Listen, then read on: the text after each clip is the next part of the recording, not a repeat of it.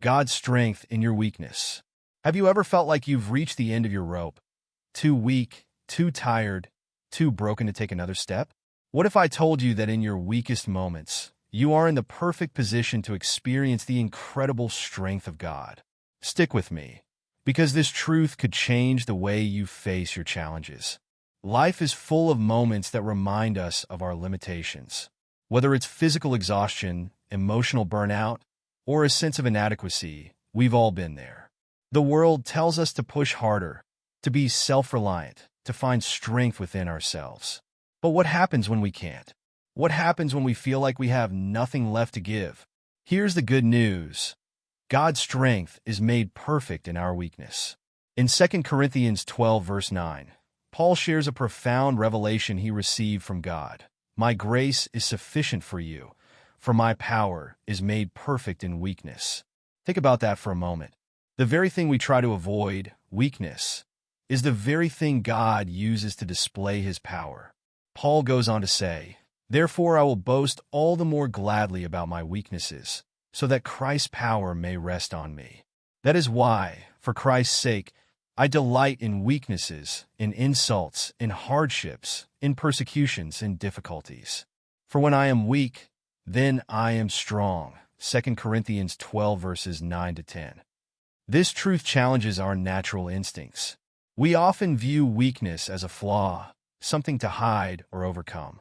But in God's kingdom, weakness is an opportunity for his strength to shine through.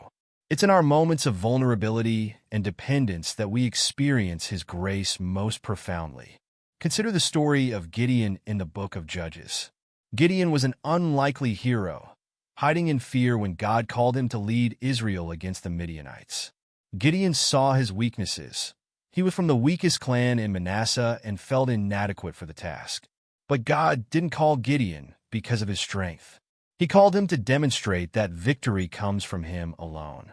When Gideon's army was reduced from 32,000 men to just 300, the odds seemed impossible. Yet, with God's strength, those 300 men defeated a vast enemy force.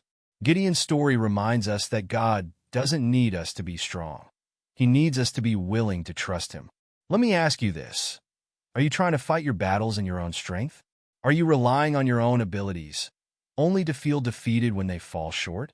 What would happen if you surrendered your weakness to God and allowed his power to take over? The Bible is full of examples of God using weak and imperfect people to accomplish great things. Moses felt inadequate to lead the Israelites out of Egypt. David was just a shepherd boy when he faced Goliath.